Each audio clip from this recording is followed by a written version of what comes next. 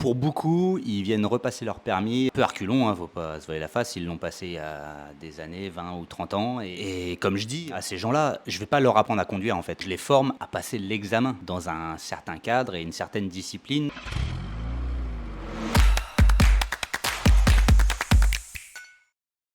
Bonjour à tous, aujourd'hui on se retrouve dans un nouvel épisode et aujourd'hui on accueille Dany qui travaille à l'auto-école Permis Swift. Bonjour, bienvenue. Bonjour, merci Laurine de m'accueillir avec vous aujourd'hui. Très bien, pour commencer, est-ce que vous pouvez nous dire quelques mots sur vous et sur l'auto-école que vous représentez? Alors oui, donc moi c'est Dany, mais je crois que vous m'avez déjà présenté. Donc j'ai 44 ans, ça fait bientôt 13 ans que je suis enseignant de la conduite. Actuellement, je travaille pour Permis Swift, qui a été annoncé également par votre part. Et alors l'histoire avec cette auto-école-là, c'est qu'en réalité, avec les deux associés, Vanessa et Olivier, et on était collègues de travail avec notre premier patron dans notre première expérience d'auto-école. Et ensuite, ils ont décidé de créer leur affaire. Et ils m'ont demandé de venir embarquer avec eux dans cette aventure-là. Et ça fait maintenant 7 ans. 7 ans qu'on travaille ensemble. Ok, bah super. On Très est bien. sur le même bateau à ramer dans la même direction. Et pour longtemps encore, on espère. Eh ben, on espère, il n'y a pas de raison. Pas de raison. Vous arrive-t-il fréquemment d'accompagner des personnes dans cette démarche de récupération de permis? Dans la démarche de récupération de points, en réalité, pas tant que ça. On renseigne de temps en temps des gens qui franchissent le pas de la porte pour prendre quelques infos. Mais comme nous, on ne fait pas de stage de récupération de points, on les oriente ailleurs en réalité. Après, ils peuvent avoir quelques demandes, savoir comment ça se passe. Après, c'est beaucoup d'administratif finalement dans ce procédé-là. Mais nous, non, en réalité, on accompagne très peu les gens en récupération de points. On les accompagne plutôt quand ils doivent repasser à nouveau leur permis. Justement, voilà, quand ils doivent repasser leur permis, ils se tournent vers vous, du coup, C'est ça. l'auto-école, et vous avez beaucoup de candidats dans ce... Malheureusement, de plus en plus, parce que le permis, autant il est difficile à obtenir, mais je pense qu'il est encore plus difficile de le garder à long terme. Voilà, parce que les sanctions peuvent arriver très vite, même quand on est un bon conducteur. Personne n'est parfait, comme je dis souvent à mes élèves, et on fait tous des erreurs. Et des fois, on le paye cher. Voilà. Mais pour mieux comprendre tout ça, est-ce que vous pourrez nous expliquer un petit peu c'est quoi la différence entre une suspension ou une annulation ou une invalidation de permis? Alors, faut que je me remémore un petit peu toutes les règles apprises durant le passage de mon diplôme, il y a maintenant 13 ans. Mais en gros, la suspension, comme son nom l'indique, le permis, il est suspendu un certain laps de temps. Le plus communément, si on n'est pas récidiviste, c'est 6 mois. Voilà. Après, on récupère, après ce délai-là, notre permis et puis on peut reprendre la route sans problème. Après, il y a l'invalidation. Donc l'invalidation, c'est suite à la perte de nos points. Petit à petit, on perd un point, on perd 2 points. Il nous en reste plus que 7, plus que 8, plus que 6, 5, 4, 3, 2, 1, 0. Permis invalidé. Plus de points. Et là, on doit repasser évidemment l'examen. On doit repasser, à partir du moment où on reçoit la fameuse lettre 48 SI de mémoire, on a une période de 6 mois où on ne peut rien faire. Il est suspendu pendant 6 mois. Après ces 6 mois, on doit repasser les examens en commençant par le code de la route. Et si on obtient notre code dans les 3 mois, on n'est pas obligé d'aller repasser la conduite. D'accord. Ouais. Donc Ça, c'est que pour invalidation, c'est c'est ça? pour l'invalidation, ouais, complètement. Après, il y a l'annulation, où là, c'est suite à des manquements au règlement un peu plus graves, où on nous annule le permis pour gros excès de vitesse, l'alcoolémie, prise de stupéfiants, etc. On nous annule le permis, même si on a 12 points. On est soumis à aller rendre notre permis et à ce moment-là, repasser, après un certain délai, toutes les épreuves de l'examen. Et est-ce qu'à cette période-là, le candidat peut encore récupérer des points, même si son permis est annulé ou invalidé, avec une récupération de points ou quelque chose comme ça? Alors, s'il est annulé, en théorie, non. Eh non. Pour pouvoir récupérer des points, il faut encore avoir des points. en fait. Après, effectivement, on peut jouer avec les délais, entre notamment l'arrivée de cette fameuse lettre 48 SI, ou si tant qu'on ne reçoit pas cette lettre-là, alors là je fouille un peu dans mes mémoires, vous me pardonnerez, il faudra peut-être aller revérifier ce que je dis, j'espère que je ne dis pas de bêtises. Mais on peut jouer sur les délais en fait de la poste, parce que c'est le cachet de la peste qui fait foi. Tant qu'on n'a pas signé le recommandé du 48 SI qui nous stipule que le permis est invalidé, bah, il est peut-être toujours temps d'aller repasser un stage, récupérer des points. Mais moi, je jouerai pas là-dessus, en réalité. Ouais. Vaut mieux anticiper, et voilà, dès qu'on arrive, allez, je dirais entre 4 et 5 points, pas hésiter à aller repasser un stage, parce que bah, vaut mieux repasser un stage que repasser tout son permis, même si j'en ai jamais repassé. Et voilà, je touche du bois, hein, on va essayer d'être le bon professeur qui donne l'exemple. Mais oui, j'entends dire que bon, c'est un peu rébarbatif, les stages, c'est pas trop passionnant, mais bon, vaut mieux perdre 2 jours à récupérer des points et être tranquille que de perdre complètement son permis, en plus d'avoir envie de rouler sans permis et donc sans assurance, de faire des dommages sur la route qui peuvent coûter très cher et en fait que ça nous poursuive toute notre vie, quoi. D'accord, bah super. Et en cas d'annulation, est-ce qu'il y a aussi un délai minimal à respecter avant de pouvoir se réinscrire à l'examen? Alors oui, oui, oui, c'est pas je me fais annuler le permis le lundi et le mardi je vais repasser mon examen. Il y a au minimum, je crois, 6 mois où le permis il est suspendu et vous ne pouvez rien faire en fait. Au minimum 6 mois. Après, suite à la gravité de l'infraction, ça peut être plus. Si vous êtes récidiviste, ça peut être encore plus. Et donc par rapport au code NEPH qui revient souvent dans la discussion, est-ce que vous pouvez nous expliquer ce que c'est et comment un candidat peut le récupérer après justement une annulation?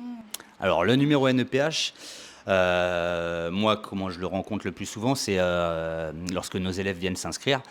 C'est en réalité un numéro qui est attribué par la préfecture qui stipule pour les nouveaux candidats qu'ils sont bien inscrits en tant qu'élèves apprenants à la préfecture. Et à partir de ce moment-là, à partir de l'obtention de leur numéro NEPH, c'est là où ils peuvent aller passer leur examen du code dans un premier temps, et ensuite l'examen de conduite, et que toute la démarche de l'examen commence à partir de ce numéro-là. Et en réalité, ce numéro-là, c'est déjà notre futur numéro de permis de conduire. Et en théorie, il doit être à vie, ce numéro. Donc après les annulations, honnêtement, je ne vais pas vous dire de bêtises, il me semble que si demain je me fais annuler mon permis, je crois que je vais garder le même numéro NEPH et qui sera annulé et revalidé par la suite. Donc il faudra refaire des démarches auprès de la NTS. Exactement, avec mon numéro de permis actuel. Ils vont savoir que mon permis a été annulé et puis ils vont me réattribuer mes points et un nouveau permis. Et je crois, peut-être à vérifier cette information, mais je crois que je garde le même numéro NEPH. D'accord, ok. Bon, bah, c'est bon à savoir pour les candidats qui nous écoutent. Et une fois, du coup, tous les documents réunis, comment s'organise l'inscription aux examens? Est-ce que l'auto-école prend le relais ou c'est le candidat qui doit tout faire tout seul? Alors, nous, lorsque un élève vient s'inscrire à l'auto-école, on lui propose deux formules, entre guillemets, hein, pour faire simple. La première formule, c'est que il nous prend un forfait code plus conduite, avec l'accès à notre salle de code, l'accès à l'application qu'on peut lui fournir pour aller travailler son code de son côté. S'il prend cette formule, pardon, on l'accompagne dans ses démarches. On lui fait son inscription sur le site ANTS. On lui demande en fait son numéro NEPH, on lui fait la demande pour lui et on le suit jusqu'au bout, jusqu'à la création même de son permis, une fois qu'il aura passé son examen et qu'il aura eu une note favorable. Deuxième solution, on le voit de plus en plus, les élèves viennent à l'auto-école déjà avec leur code en poche. Et à ce moment-là, ils viennent que pour la conduite, parce que maintenant, le code il peut être passé beaucoup plus facilement en candidat libre. Et pour qu'ils puissent aller passer leur code, c'est eux qui font les démarches ANTS de leur côté. Ils fournissent tous les documents et puis ils attendent le délai jusqu'à ce qu'ils reçoivent leur numéro NEPH. À partir de ce moment-là, ils peuvent aller sur le site de la Poste, par exemple, s'inscrire pour les examens théoriques du permis. D'accord. Voilà. Donc on les accompagne également, même après, hein, pour rien vous cacher, même s'ils ne sont pas passés par nous pour le départ de leur démarche, on peut les accompagner, leur donner un coup de main. Voilà, on est une auto-école familiale, on est humain, donc on sait que parfois les démarches administratives, c'est pas facile quand on n'a pas trop le nez dedans. Nous, bah, c'est notre quotidien, hein, surtout pour Vanessa qui est au bureau. Donc l'administratif, c'est elle plus. Mais elle gère bien son petit truc et du coup, elle aide pas mal les candidats. Ouais, Ah, c'est mieux, ouais, parce qu'il y a beaucoup de démarches. c'est rassurant, surtout. Voilà, Ouais, c'est sûr, ouais, ouais. c'est Et puis ils ont rassurant. l'impression d'être sous une montagne de boulot, et alors que bon, bah, elle, en faisant ça tous les jours, c'est d'une simplicité infantile pour elle. C'est sûr. Et une autre petite question qui nous revient souvent, est-ce qu'après, du coup, après une annulation, validation, etc., est-ce qu'il faut remettre le A sur le permis, le, le sigle A? Alors c'est pareil, ça change. Il me semble que pendant une époque, il fallait. Je crois que c'était pour les annulations. Il me semblait qu'il fallait. C'est pareil, ça. Faudrait vérifier ça. J'ai pas révisé, je vous avoue. Je m'en excuse par avance. Mais il y a une époque où oui, il le fallait. Après, je me demande s'ils sont pas revenus dessus sur ce truc-là. Alors je sais que il reste permis probatoire, donc ils partent avec 6 points quand ils repassent à nouveau leur permis et qui gagnent 2 points par an jusqu'à 3 ans en fait, qui restent en permis probatoire. Après, euh, je- moi, en toute réflexion et en toute logique, je dirais, je trouve ça ridicule de remettre un A, qu'on me demande de remettre un A alors que j'ai plus de 25 ans de conduite.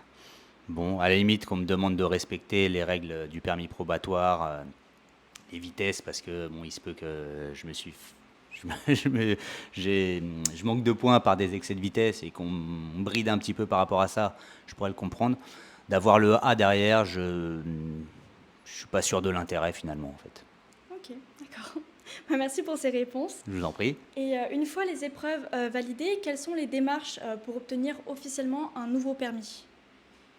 Eh ben, c'est demande de création d'un nouveau permis sur le site de la NTS. Ok. Voilà. Et puis ensuite, il y a toute une démarche. En général, on est bien guidé pour ceux qui maîtrisent l'outil informatique. Et ceux qui ne maîtrisent pas, bah, là, ils peuvent venir voir Vanessa pour un petit coup de main. Un petit tuto perso, il n'y a pas de souci. Ok, d'accord. Et est-ce que vous avez un souvenir ou une histoire marquante à partager d'un candidat qui a suivi ce parcours de récupération de permis? Euh, ouais, c'est un peu, enfin, un souvenir. On est encore un peu dedans d'ailleurs. Un candidat effectivement qui a eu une annulation. Et bah, vous savez bien comment c'est, il conduit depuis 20 ans, c'est le meilleur, c'est le plus beau, il comprend pas qu'on lui enlève son permis. Quand vous l'entendez parler, bah, c'est lui forcément qui a raison, il sait tout mieux que tout le monde. Nous, on est dans une démarche pédagogique, mais à chaque fois qu'on lui dit quelque chose, ah mais non, ça se passe pas comme ça dans la réalité. Sauf que bah, moi, j'ai été très franc avec lui. Je lui ai dit, écoute, tu fais ce que tu veux. Moi, je te guide pour obtenir ton permis. Donc, tu vas retourner à l'examen. L'examen, ça fait longtemps que tu n'y as pas été. Moi, je sais comment ça se passe. J'y vais très régulièrement. Je sais ce que l'inspecteur attend de toi. Donc, maintenant, soit tu m'écoutes, tu te laisses guider et t'arrêtes de dire que j'ai tort et que ça sert à rien ce que je te dis parce qu'au final, bah, tu vas pas l'avoir, ton permis. Soit tu veux l'avoir, tu me suis et tu vas l'avoir. Et tu vas te débarrasser de nous et il n'y aura pas de souci. Et tu arrêteras d'entendre les bêtises, soi-disant, que je suis en train de te dire. Maintenant, il faut savoir ce que tu veux. Si tu veux pas l'avoir, ouais, tu peux continuer à parler, à me contredire, à ne pas m'écouter. Mais voilà, moi, je suis pas contre eux et comme avec tous mes élèves, hein, je suis pas contre eux. Je veux les guider vers la réussite. Maintenant, à eux de nous faire confiance un minimum. C'est ça, vous êtes là pour les aider. Bah oui, normalement. Et puis la plupart, ils ont bien compris, mais il y en a toujours qui pensent qu'on est contre eux en fait. Bon, après, je vous parle pas de la réputation des auto-écoles, c'est des voleurs, vous me rajoutez des heures exprès, etc., etc. Alors que nous, c'est pas du tout la politique de la maison. Nous, l'idée, c'est de se débarrasser le plus rapidement possible des élèves pour laisser la place à d'autres qui sont en train d'attendre, en fait. Et puis, on sait très bien la difficulté d'obtenir des dates d'examen avec le manque d'inspecteurs. Donc, de cumuler des élèves, c'est mauvaise stratégie pour les auto-écoles, je crois. Ouais, je vois. C'est sûr que des fois, l'état d'esprit n'est pas le même. Et justement, est-ce que vous pouvez parler de cet état d'esprit, des personnes qui reviennent pour pour après un retrait de permis, pour repasser du coup ces examens?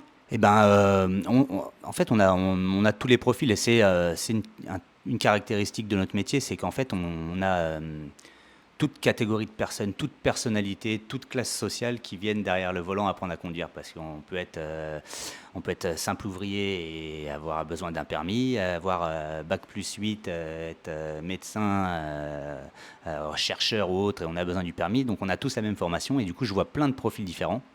Et on a un peu de tout. On a des personnes qui reviennent pour un examen et qui se disent bon, en gros, j'ai fait une connerie, je vais me remettre dans le droit chemin et je vais y aller, qu'on n'en parle plus, que ça finisse vite.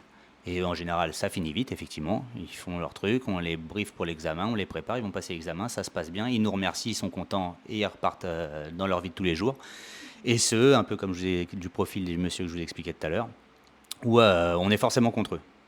Oui, non, mais ça en plus, on fait jamais ça en voiture, c'est jamais comme ça que ça se passe. Après, moi, j'ai arrêté d'argumenter. Et à ces personnes-là, je leur dis, la route, tu la connais, donc moi, je vais pas t'apprendre à conduire en soi, tu sais maîtriser la voiture, je vais t'apprendre à passer l'examen du permis de conduire. Maintenant, je sais, moi, ce qu'il attend de toi, l'inspecteur, donc soit tu me suis et on va à la réussite rapidement, soit tu me suis pas et puis tu vas reprendre des heures, effectivement. Et là, après, c'est le cercle vicieux.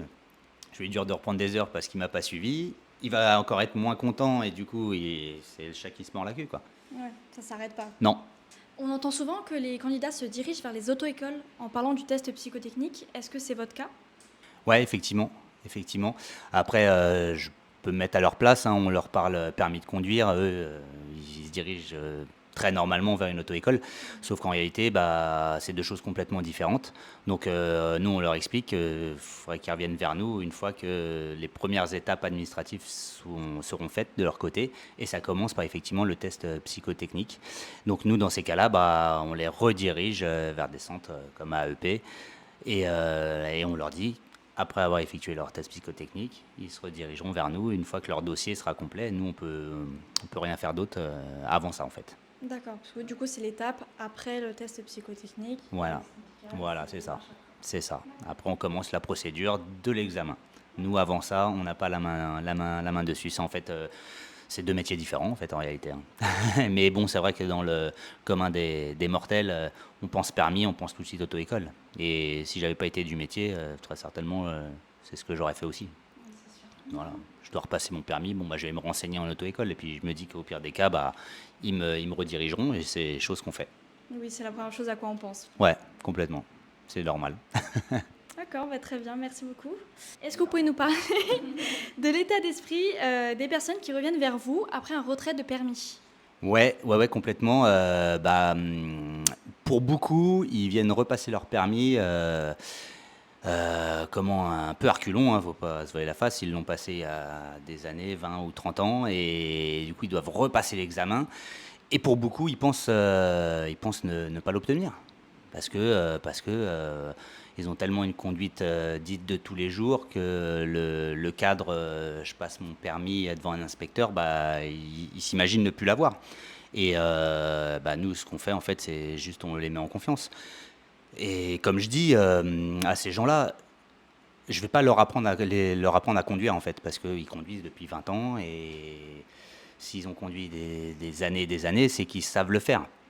Donc finalement, je les forme à passer l'examen dans un certain cadre et une certaine discipline de laquelle on s'éloigne un peu avec l'expérience. On se permet des petites choses que le jour de l'examen, évidemment, il ne faut pas se permettre. Donc on essaie de les remettre en confiance et on fait un peu de coaching. En fait, on les rassure et on leur dit que ça va bien se passer, que déjà, ils vont être accompagnés, hein. On est là aussi pour les accompagner. Et puis, pour beaucoup, c'est une part psychologique avant tout, en fait. Parce qu'effectivement, de passer des vitesses, de savoir démarrer, tenir un point de patinage, bon, ils savent le faire. Donc, on se penche plus sur l'aspect un peu psychologique et en coaching, en fait. Ouais, c'est un peu du coaching qu'on fait, hein. Et puis, je suis éducateur sportif également moi, en parallèle. Donc, je vois bien ce que je fais avec mes élèves à l'auto-école, c'est un peu ce que je fais avec mes élèves en salle, quoi. C'est surtout de la mise en confiance. Et puis de les rassurer par rapport à ce qu'ils savent faire. Parce que, bon, ils savent faire, en fait. Il faut juste qu'ils s'en rendent compte et que c'est pas parce qu'ils vont être à côté d'un inspecteur que ça va être différent. Ils savent faire, mais est-ce qu'il n'y a pas aussi des mauvaises habitudes qui reviennent à force de conduire, d'avoir l'habitude en fait? Complètement, complètement. C'est là où on les remet dans le cadre examen. Voilà, c'est effectivement des jolies trajectoires sans couper la voie des autres, des jolis contrôles sans faire semblant et en se disant que la personne derrière a ma vue. Et ouais, en fait, l'inspecteur, il est comme moi, il a envie d'être rassuré à côté de quelqu'un qu'on ne connaît pas. C'est ce que je leur dis. L'inspecteur, il ne vous connaît pas et vous avez sa vie entre les mains en réalité. Et bon, pas pour les annulations, mais pour les plus jeunes qui peuvent parfois prendre ça un peu à la légère, hein, en se disant oh, c'est une formalité, le permis c'est bon. Il a conduit 2, 3 fois avec son pote et il pense qu'il a la maîtrise. Bah, moi, j'essaie de faire en sorte qu'ils se rendent compte que ce qu'ils ont entre les mains, c'est une arme, quoi. Et puis le permis, finalement, c'est un permis de port d'armes légal. Donc l'inspecteur, faut qu'il soit rassuré, comme je lui dis, il vous connaît pas, donc il veut être sûr que quand il va rentrer chez lui le soir, il est libéré de quelqu'un de sécure quand il va croiser ses enfants à vélo devant lui, quoi. Et c'est ce que je veux aussi avec mes élèves, hein. J'ai des enfants, ils font du vélo sur la route, mes élèves. Je veux qu'ils puissent mettre en sécurité mes enfants comme mes enfants font une erreur de circulation. Parce que des bêtises, on en a tous fait. Et puis bah, pour conduire un vélo, il n'y a pas de permis. Donc c'est des usagers dont il faut se méfier. Et j'essaie de leur inculquer ça, mes élèves aussi. Ouais, il faut faire attention un petit peu à tout ce qui est autour, quoi. Complètement. Et c'est la difficulté, la conduite, c'est que c'est jamais la même chose. C'est parfois le plus dur, je trouve, de faire attention à ce qu'il y a autour que sa propre conduite.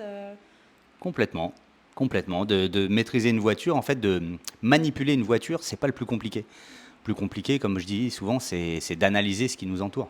En fait, parce que bah, je passe la même intersection tous les jours, 4 fois par jour, mais je peux la passer tout le temps de manière différente. Parce que là, il n'y a personne. Je vais y passer dans 1 heure, il y aura du monde. L'heure d'après, ce sera la sortie d'école, il y aura encore plus de monde, beaucoup de piétons. Le lendemain, il y aura peut-être des travaux. Le mois prochain, il y aura la végétation du voisin qui déborde sur le panneau et je vois pas ce qui se passe. Donc, il faut que je m'adapte et en fait, c'est l'adaptation qui est le plus compliqué. Et puis, les élèves, eux, souvent, ils veulent, ce que je leur dis, c'est ils veulent une recette de cuisine. C'est-à-dire que moi, quand je veux faire le même plat en cuisine, je sors ma recette et je respecte ma recette, ligne après ligne. Et je vais faire toujours le même plat. Sauf qu'en voiture, on fait jamais le même plat. On passe au même endroit, mais on fait jamais le même plat. Donc, il va falloir que j'analyse, que je prenne une décision et derrière que je maîtrise ma voiture en fonction de tout ça. Et le plus dur, c'est l'analyse. Mais comme dans la vie de tous les jours, hein, et pas qu'en voiture, hein. Et comme je vous disais, moi qui suis coach sportif, quand j'ai des sportifs à côté de moi, c'est génial parce qu'il y a plein d'éléments avec lesquels je peux faire le parallèle, quoi. Quand une équipe de foot, je suis un joueur de foot, j'analyse le positionnement de mes coéquipiers, le positionnement de mes adversaires pour savoir quelle passe je vais faire. Je vais la faire à gauche, je vais la faire à droite. J'analyse la course et la vitesse de mon partenaire sur l'aile gauche là-bas et je mets la force nécessaire pour que le ballon arrive dans ses pieds. Et ça, c'est une réflexion que je fais quand je joue de manière un peu naturelle. Il la théorise pas, si vous voulez, cette réflexion. Bah, moi, je veux qu'il la théorise un petit peu en voiture. Et une fois qu'on en parle, il dit ah ouais, ça leur paraît vachement plus concret. Et il y a un truc aussi que je fais qu'on n'a pas fait pour moi quand j'ai passé mon permis, c'est justement cet aspect-là où je théorise un peu mes comportements, l'analyse et tout.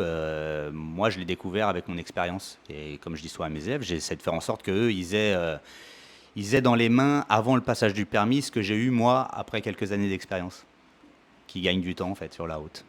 Ok, bah c'est très bien de faire ça, ça les aide surtout. J'espère. Ils ont tous passé leur permis correctement et puis voilà. J'espère. Après, on n'est pas magicien non plus, et puis on est tous différents, et c'est ça qui est bien aussi dans le métier, c'est que bah, on voit plein de personnalités différentes. Que nous, de notre position d'enseignant, bah, on a une adaptation perpétuelle à faire. Et je peux bosser les mêmes objectifs avec 2 élèves, avec mes élèves toute la journée. Je bosserai toujours de manière différente parce que j'ai des personnes différentes à côté. Donc on part sur la même base, mais je serai obligé de m'adapter à leur trait de caractère. La personne timide à côté de moi, je vais lui donner d'autres billes que la personne extravertie qui ose tout et l'autre qui n'ose rien, quoi, par exemple. Donc c'est ce que j'aime dans ce métier-là. Ok, bah c'est très très intéressant aussi surtout. Et bah, enfin, est-ce qu'il y a des questions auxquelles vous voudriez répondre que vous avez souvent, vous, à l'auto-école, sur tout ça?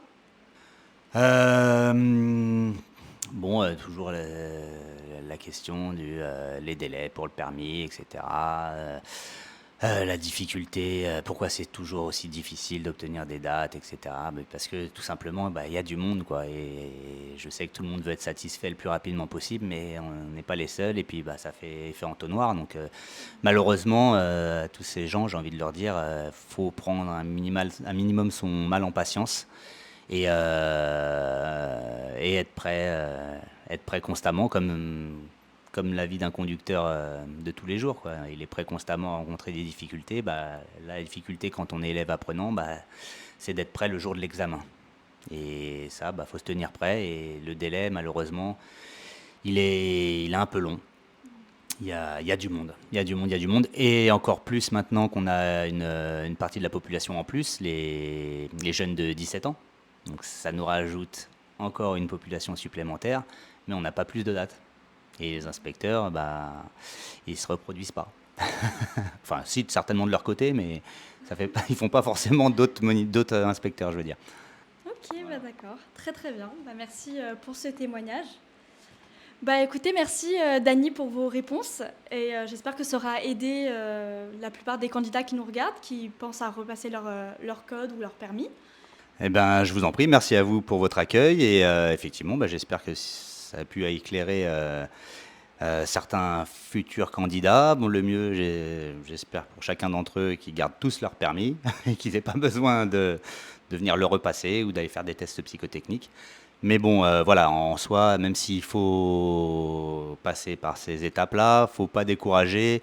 C'est un peu embêtant, je peux le concevoir, mais vaut mieux s'en débarrasser rapidement et se remettre sur le droit chemin rapidement, plutôt que d'attendre et d'être tenté de conduire sans permis, parce que c'est aussi un des problèmes sur la route. C'est les gens qui prennent pas le temps d'aller faire leurs tests et de repasser leur permis, et qui se mettent en danger, et surtout mettent les autres en danger, sans avoir le permis de conduire en poche. C'est ça. Parce que pas de permis, pas d'assurance. Ce problème, ça peut coûter cher, quoi. Ouais, c'est ça. Merci beaucoup en tout cas. Je vous en prie, on est ravis merci de à vous. vous avoir aujourd'hui et puis merci. Avec plaisir. Au revoir, à bientôt sur la route. Au revoir. Vous venez d'écouter Plein Phare, une production d'AEP. Merci à Dany pour sa bienveillance et son écoute tout au long de cet épisode. Et merci à vous, chers auditeurs, d'avoir pris ce temps avec nous. Si cet épisode vous a rassuré, informé ou tout simplement permis d'y voir plus clair, n'hésitez pas à le partager autour de vous, à un ami, un collègue ou toute personne concernée par le test psychotechnique. Vous pouvez retrouver tous nos épisodes sur Apple Podcasts, Spotify ou en vidéo YouTube. Et pour encore plus d'informations, de conseils et d'accompagnement, n'hésitez pas à aller sur notre site internet www.aaaep.fr. On se retrouve très bientôt pour un nouvel épisode autour du permis, de la conduite et de l'humain derrière le volant. Bisous mes petits phares!